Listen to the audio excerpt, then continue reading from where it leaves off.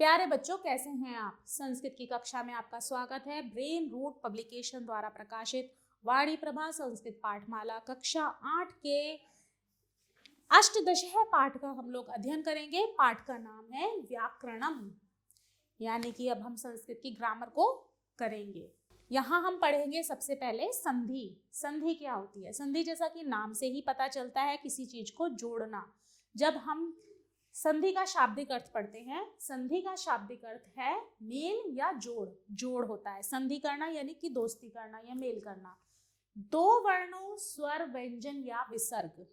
दो वर्णों, या तो वो स्वर या वो व्यंजन या वो विसर्ग के मेल के परिणाम स्वरूप उन दोनों के मिलने के बाद जो उत्पन्न होने वाले ध्वनि संबंधी परिवर्तन है, उससे जो जोड़ने के बाद जो शब्द बनता है और उससे उत्पन्न जो ध्वनि उत्पन्न होती है, ध्वनि संबंधी परिवर्तन को हम संधि कहते हैं, संधि कहा जाता है। जैसे हिम प्लस आलय, ये दो अलग शब्द हैं। जब हम इन्हें जोड़ेंगे तो ये क्या बनेगा? जैसे हिम प्लस आलय हिमालय, रवि प्लस इंद्र रविंद्र, पुस्तक प्लस आल्य है पुस्तकालय, विद्या प्लस आल्य विद्यालय, विभाग प्लस अध्यक्ष विभागाध्यक्ष।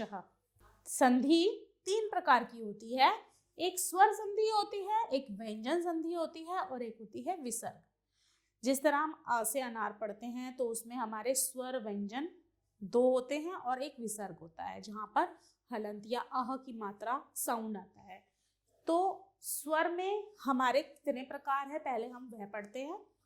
स्वर संधि, जहां स्वर का स्वर के साथ मेल हो, अर्थात जब हम कोई दो शब्द को जब जोड़ते हैं तो उनके स्वर के साथ जब हम उनका मेल करते हैं तो वह स्वर संधि होती है। जहां स्वर का स्वर के साथ मेल हो वहां स्वर संधि होती है। स्वर संधि के 5 प्रमुख भेद हैं। स्वर संधि के 5 भेद हैं, जैसे दीर्घ स्वर संधि सबसे पहले, फिर गुण स्वर संधि, फिर यण स्वर संधि, वृद्धि स्वर संधि, आयादी स्वर संधि और पूर्व रूप स्वर संधि। सबसे पहले हम पढ़ेंगे दीर्घ स्वर संधि। यदि ह्रस्व, लघु या दीर्घ स्वर जैसे ए, आ, ई, उ, री, र के बाद क्रमशः ह्रस्व या दीर्घ, ह्रस्व यानी छोटा या बड़ा, ए, आ, ई, उ, री, र आए तो दोनों के मिलने से क्रमशः ए और आ जब मिलते हैं तो आ का साउंड हो जाता है, और ई मिलती है तो ई का साउंड हो जाता है, उ मिलते हैं तो ऊ का साउंड होता है, री का होता है री हो जाते हैं। र का दीर्घ भेद नहीं होता, र जो होता है उसका कोई भी दीर्घ स्वर नहीं बनता। जैसे अब हम यहाँ पढ़ेंगे मत प्लस अनुसारम। मत त, तो ये छोटे ई की मात्रा में आता है त, अ। अनुसारम ये बड़ी मात्रा है आ।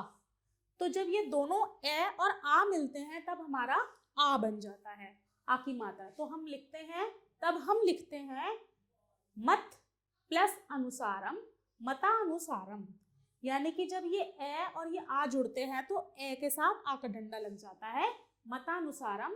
देखिए ये लिखा है यहाँ पर।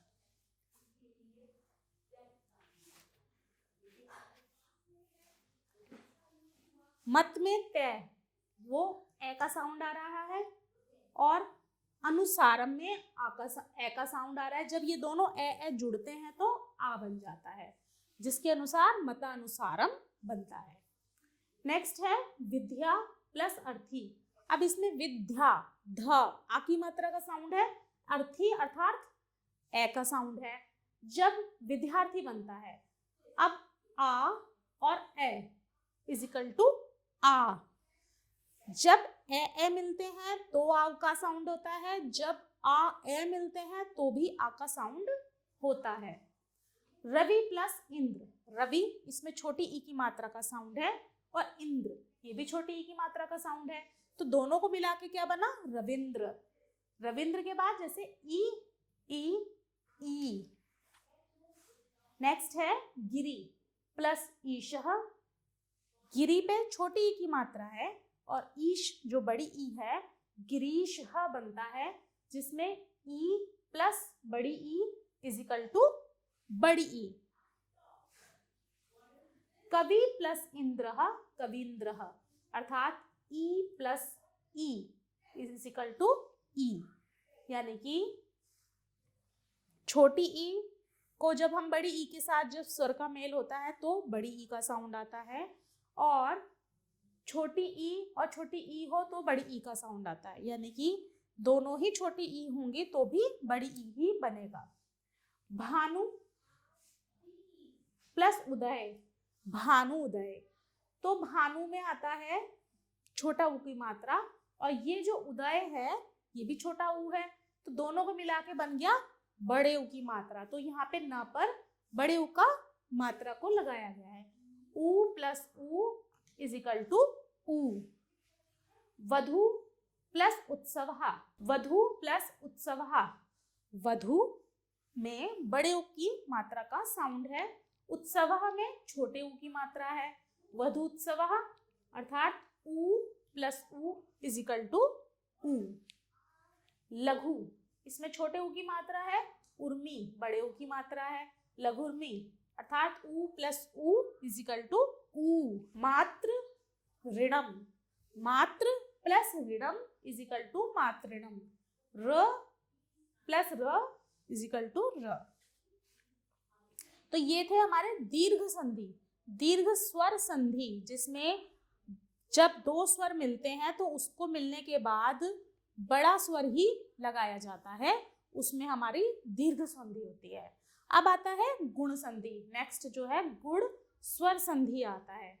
यदि ए या आ के बाद हस्व या दीर्घ ई, उ, री एवं र आ जाए तो उनके स्थान पर क्रमशः ए, ओ, अल हो जाता है। जैसे महा प्लस इंद्र, महेंद्र। अब यहाँ क्या हुआ, महा पे आया आ है और आ का डंडा, महा प्लस ई, छोटी ई का ये इंद्र, ये और आपका ये, तो बना महेंद्र। जब आ और ई मिले तो बना ए, तब बना हमारा ए, महेंद्र। नर प्लस ईशः, नरेशः, ए और प्लस ई इज इक्वल टू ए, र और ये ई, यानी कि ए और बड़ा साउंड ई का, ठीक। नर प्लस इंद्र, नरेंद्र, यहाँ पे भी सेम है, नर पे र और ये छोटी ई की इंद्र, नरेंद्र हुआ। तो उसी तरह से ए, ई और इज इक्वल टू ए। महा प्लस उदय, महा में फिर से वही महा, ए के बाद आ का डंडा यानी कि बड़ा आ का साउंड आता है, उदय में ऊ छोटा है, तब बनता है महोदय, महोदय। ये गुणों के आधार पर है। आ प्लस ऊ इज इक्वल टू ओ, महोदय। सूर्य उदय, सूर्य उदय, यहाँ पर भी य जो है ए है और ओ, ऊ, ये है हमारा छोटा ऊ, दोनों को मिलने से बना ओ, यानी कि आ ऊ मिलने के बाद भी ओ का साउंड देता है, और ए और छोटा ऊ मिलने के बाद भी ओ का साउंड देता है। पर, र, उपकार, उ, जब ए और आ मिलते हैं, ए और ऊ मिलते हैं, परोपकारः, ए प्लस ऊ इज इक्वल टू ओ। देव प्लस ऋषि, देव ऋषि, अर्थात ए प्लस री अर्थात अर, ए और री मिलने पर बनता है अर। शीत प्लस ऋतु, शीत ऋतु, ए प्लस री अर्थात अर। तब प्लस लकार, तब लकार, ए प्लस र अल। इस तरीके से गुण स्वर संधि को, ये गुण स्वर संधि के एग्जाम्पल हैं। थर्ड है यण स्वर संधि। यदि हस्व या दीर्घ ई, उ, री, र के बाद कोई असमान स्वर आए तो ई का य हो जाता है, उ या ऊ का व, री तथा र का ल हो जाता है। जैसे यदि प्लस अपि, यद्यपि, इसमें आता है छोटी ई की मात्रा और छोटा ए, तो बनेगा य। आप समझे? जैसे यदि ये ई आई हमारी छोटी ई की मात्रा है यहाँ पर, और ये अ हमारा आ गया अ, तो ये जब दोनों मिलते हैं तब कौन सा स्वर बनता है हमारा? ई का ये बना। अब आता है प्रति प्लस एकम, प्रत्येकम। प्रत्येकम अर्थात ई प्लस ए अर्थात ये, छोटी की मात्रा और एकम ए, प्रत्येकम बना ई प्लस ए इजिकल टू य। अति प्लस आचारः, छोटी की मात्रा और ये बड़ा आ, जब आता है अत्याचारः इजिकल टू ई प्लस आ इजिकल टू या।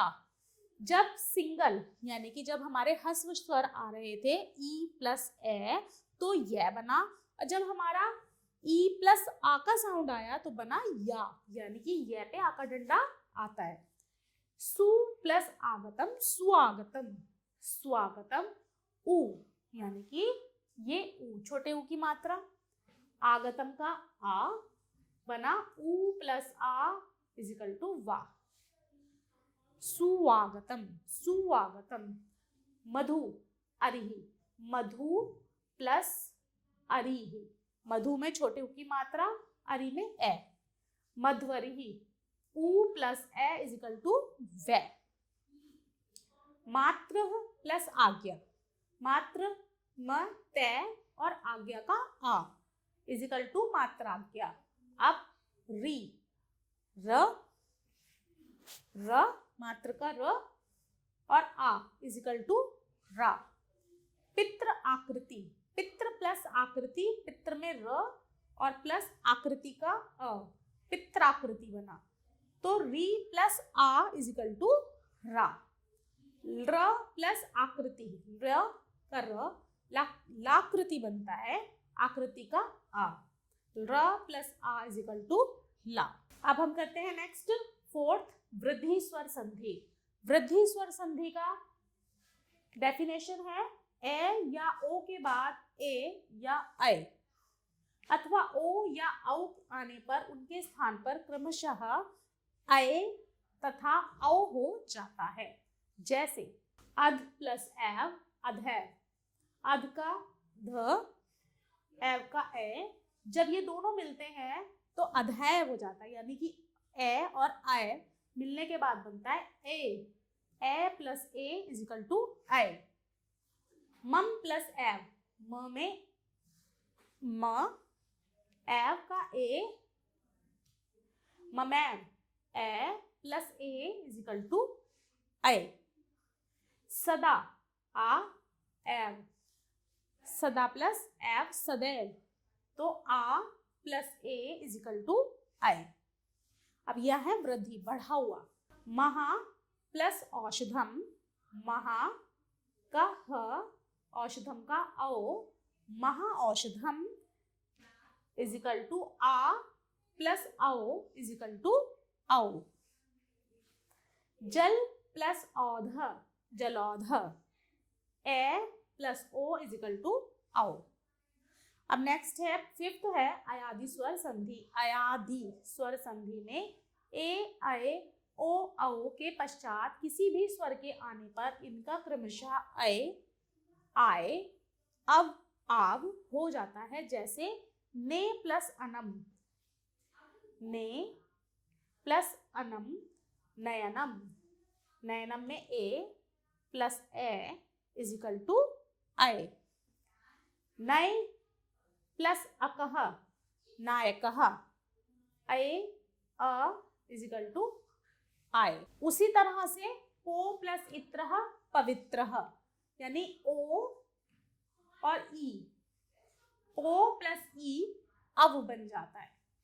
नौ प्लस इकः, नाविकः, नौ औ और इक ई नाविका, औ प्लस ई प्लस आव।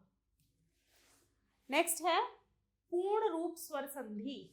यदि किसी विभक्ति लगे हुए शब्द के अंत में अ या ओ हो और उसके बाद ए आए तो ए के स्थान पर अवग्रह इस तरीके से एस छोटा अ का साउंड रूप हो जाता है। जैसे जब ए या ओ हो और उसके बाद ए आए तो ए के स्थान पर अ हो जाता है। को अपी, को प्लस अपी, तो जो यहाँ पर को के बाद इन्होंने बोला है को प्लस अपी, ओ आया हमारा, ओ की मात्रा आई और अपी, तो ये जो ए का स्थान है यानी कि जो ए है उसके स्थान पर ये वाला साइन लग जाता है, तब ये बनता है को अपी। पूर्ण स्वर संधि। नरे प्लस अस्मिन, नरे प्लस अस्मिन में ए छोटी की मात्रा रे पे ए की मात्रा ए, अस्मिन का ए जब मिलता है तो यहाँ पर ये वाला ए की जगह ये साइन एस का लग जाता है, नरस्मनि। दरिद्र प्लस अभवत, दरिद्रो अभवत, सेम यहाँ पे ए और अभवत का ए की जगह आपका ये मार्क आ जाता है। अब हम करते हैं व्यंजन संधि, जहां पर स्वर का नहीं व्यंजन के ऊपर हम शब्दों को मेल करते हैं। व्यंजन संधि स्वर रहित व्यंजन के पीछे जब स्वर अथवा व्यंजन के आने पर उसमें परिवर्तन होता है। स्वर रहित यानी कि जिसमें स्वर नहीं है।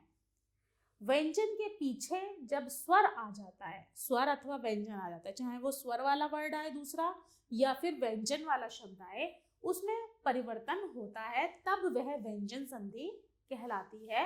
यद्यपि व्यंजन संधि के अनेक भेद होते हैं, लेकिन कक्षा 8 में केवल यह एक भेद ही दिया है, एक ही भेद दिखाया जा रहा है। षचुत्व व्यंजन संधि। षचुत्व व्यंजन संधि जहां स्वर रहित से अथवा तय वर्ग अर्थात तय थे ध न वर्ग, वर्ग से मीन्स है जिस तरह से इनके जोड़े बने रहते हैं व्यंजन में, क ख ग घ ट ठ ड ढ, इस तरीके से जो वर्ग में पूरे वर्ग में रहते हैं। इसी तरह तय वर्ग कहलाता है त थ ध न के पीछे अथवा आगे श अथवा च वर्ग च छ ज झ आते हैं, वहां से के स्थान पर श और तय वर्ग के स्थान पर च वर्ग हो जाता है। अब इसका सूत्र है सतो शुचुनाश्चः, सतो शुचुनाश्चः। अब पहला आता है, इस सूत्र के अंदर कई पार्ट्स हैं। क से के स्थान पर श का होना, तपस प्लस चर्या, तपश्चर्या। अभी हमने ऊपर पढ़ा से के स्थान पर श आ जाता है, यहाँ पर श आ जाएगा। तपश्चर्या, चर्या वैसे का वैसे ही है पर तप से, तो यहाँ पर श आ गया। रामस प्लस शेते, राम शेते, यहाँ पे राम पूरा रहा, स की जगह श आया और शेते प्रॉपर जैसे था वैसे ही रहा, तो बनता है रामस प्लस शेते, राम शेते। नेक्स्ट आता है तय वर्ग। तय थे द ध न के स्थान पर च का होना। जब तय पहले वर्ड के लास्ट में तय थे द ध न के स्थान पर हम च लिखेंगे, जैसे तत् चलती, तत् चलती, तत् प्लस चलती, तत् चलती। अर्थात जो ये तय है, यहाँ ऑलरेडी च है पहले से ही, पर यहाँ जो ये तय है इसको हम आधे च में कन्वर्ट कर देते हैं। उत्चारणम, उत प्लस चारणम, उच्चारणम। अब उच्चारणम क्यों हुआ? क्योंकि ये जो तय है तय वर्ग का, इसे हमने च में कन्वर्ट कर दिया, उच्चारणम बनता है। सच्चरितम, सच चरितम। ठीक है, सेम यहाँ पर भी हम वही करेंगे। तय थे द ध के स्थान पर हम जय का होना। जब हम तत् प्लस जयति, तज्जति, जब यहाँ पर तय आता है तो यहाँ पर हम जय को लिखते हैं, तत् जयति। अगर यहाँ द है शरद द, तो भी हम यहाँ पर क्या करेंगे, जय लिखेंगे, ये आधा जय में कन्वर्ट होकर लिखा जाएगा। शरद प्लस जयति शरजयति। नेक्स्ट आता है विसर्ग संधि। जब विसर्ग के साथ स्वर अथवा व्यंजन के मिलने से उन विसर्गों में परिवर्तन होता है तो वह विसर्ग संधि होती है। अर्थात रामः प्लस तुष्यति रामस प्लस तुष्यति, राम इस तुष्यति। पहले इन्होंने क्या कराया, रामः तुष्यति। अब इन्होंने क्या करा कि जो रामः है, राम के साथ जो ह है उसे हमने से में कन्वर्ट किया, रामस तुष्यति। तब इसको हमने वर्ड में जोड़ा, राम रामस तुष्यति।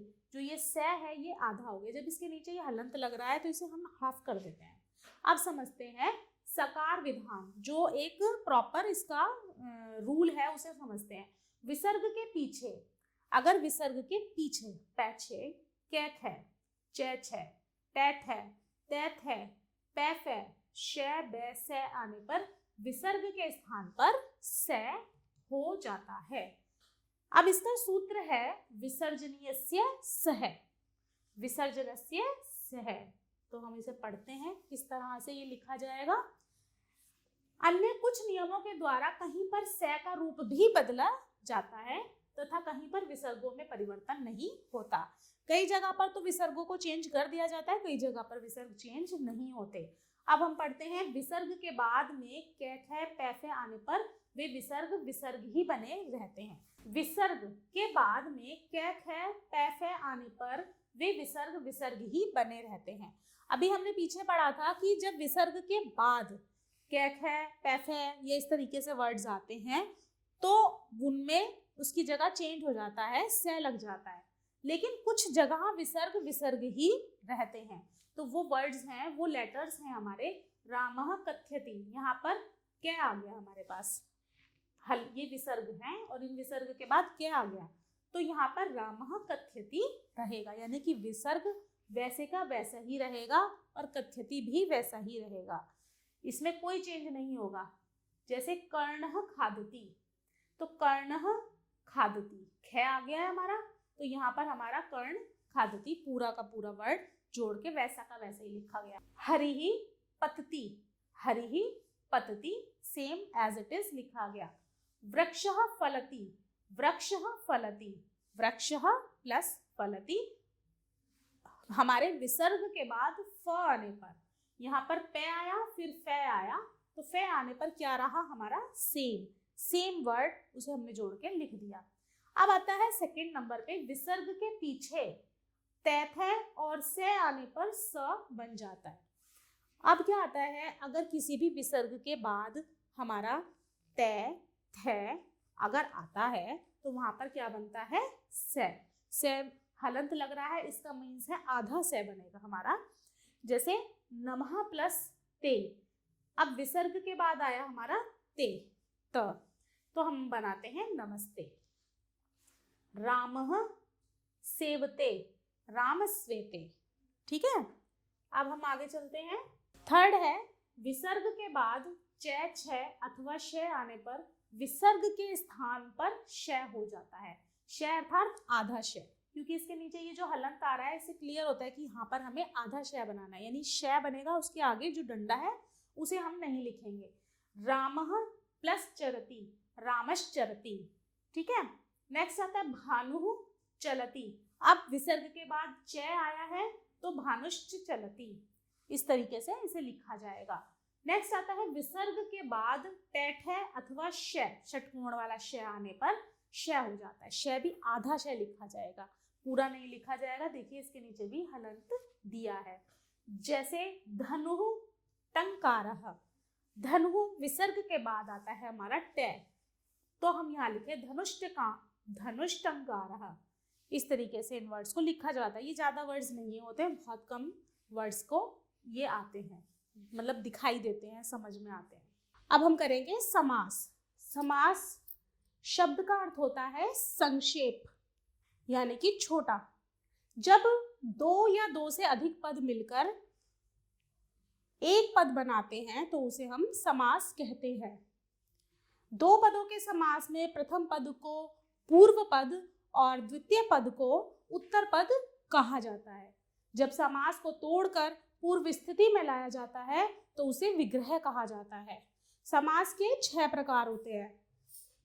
अव्ययी भाव समास, दूसरा है तत्पुरुष समास, तीसरा है कर्मधारय समास, चौथा है द्विगु समास, पांचवा बहुव्रीहि समास, छठा द्वंद्व समास। सबसे पहले हम करेंगे अव्ययी भाव समास।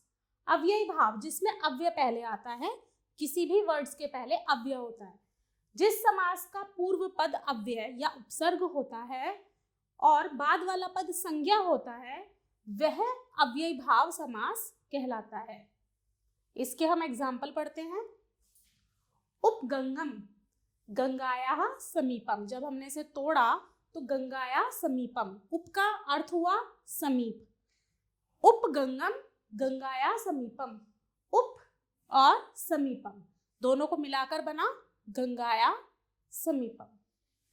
उपकृष्णम, कृष्णस्य समीपम। निर्गुणम, निर्गुणम गुणानाम अभावा। निर माने जिसमें कमी हो, अभाव हो, वह निर का अर्थ हुआ अभाव, गुणानाम अभाव। अतिबलम, अतिबलम, अति जो अव्यय है हमारा, उससे पता चल रहा है अति यानी बहुत, अधिकता हो जिसमें। बलस्य अत्ययः, अति अधिकता। हाँ, नेक्स्ट है अति हिमम। अति हिमम, हिम माने बर्फ और अति यानी जिसमें अधिकता हो। हिमस्य अत्ययः। प्रत्येकम, एकम एकम प्रति, अर्थात प्रति आवृत्ति यानी कि बार बार। प्रत्येक, प्रत्येक जैसे अव्यय से पता चल रहा है कि बार बार, प्रत्येक हर बार, उसको बोला एकम एकम प्रति। इसका जो मीनिंग हुआ प्रति आवृत्ति यानी कि बार बार।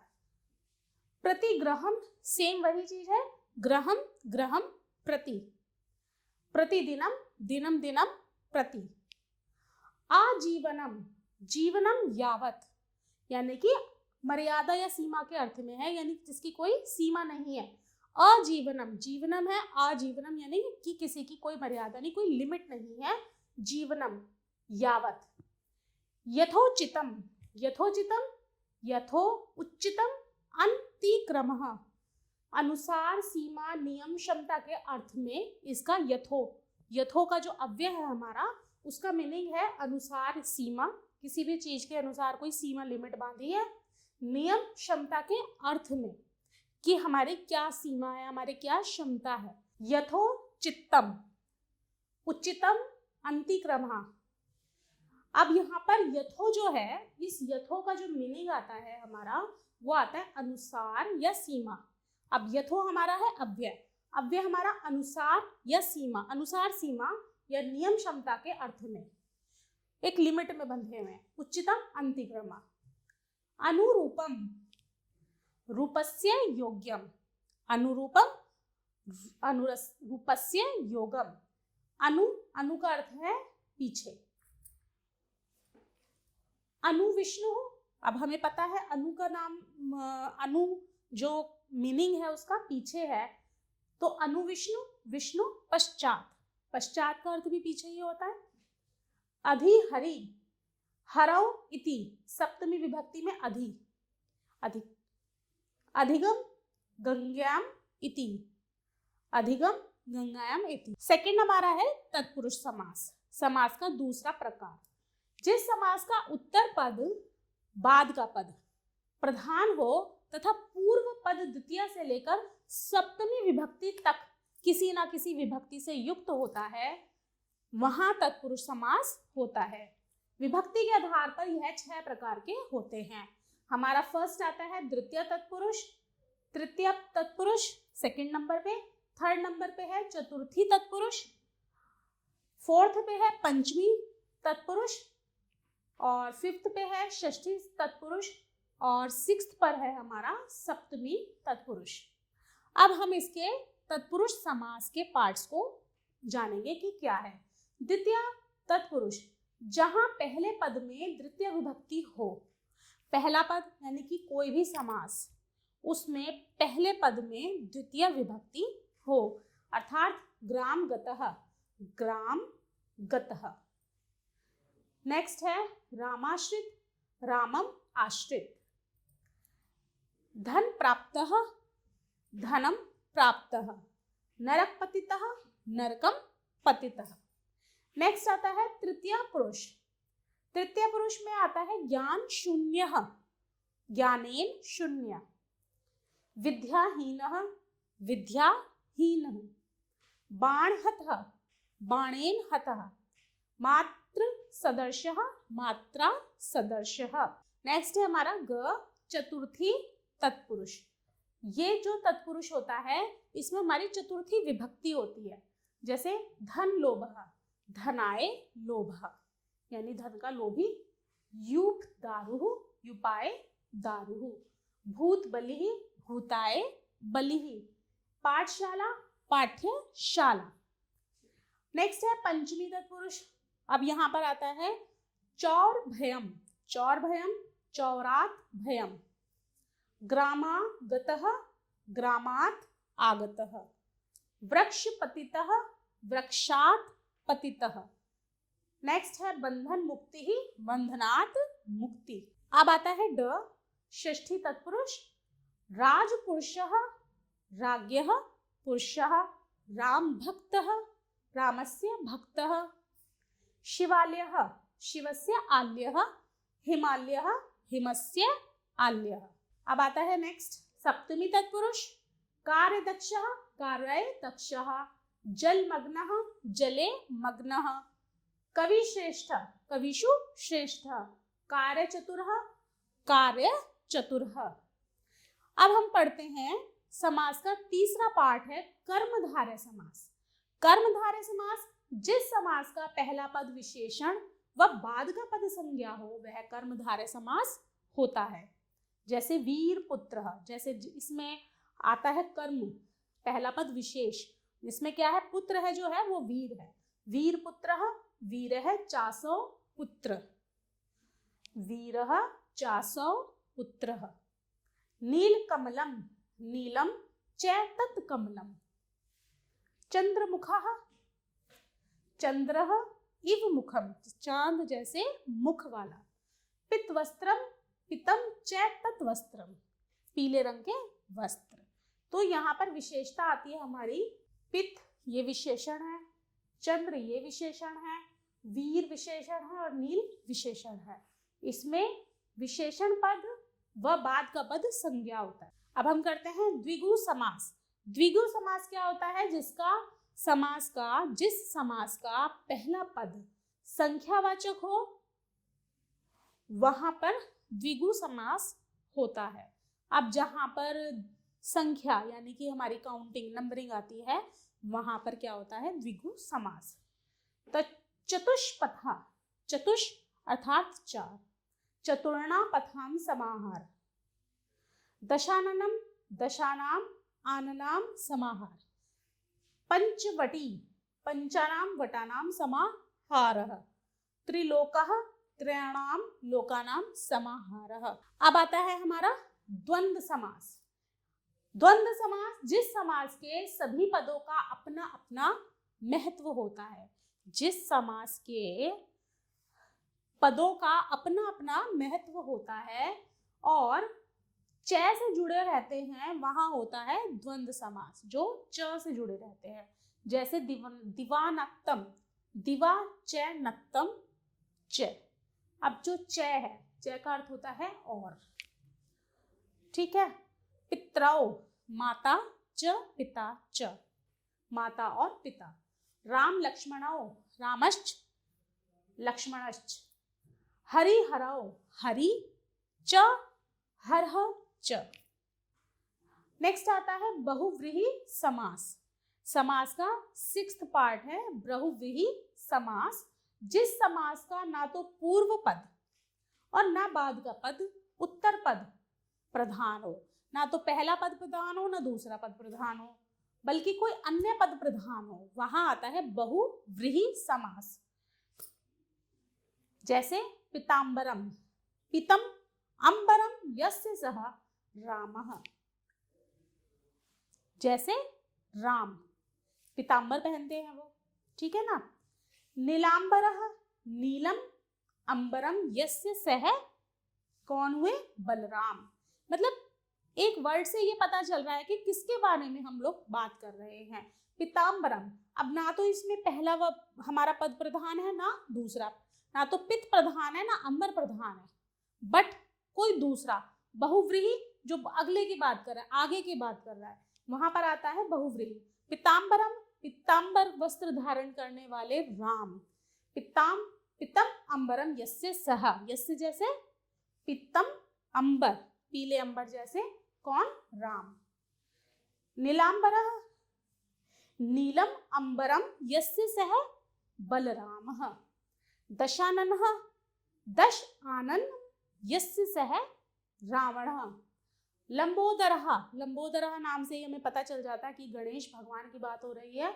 लंबदम उदरम यस्य सह गणेशः। अब ये एक्सरसाइज आप लोग स्वयं करेंगे, 2-3 एक्सरसाइज हैं इसमें, लेसन पढ़ने के बाद आप स्वयं करें, कंटिन्यू करें इसको। और इसके आगे हम चलते हैं। आभार।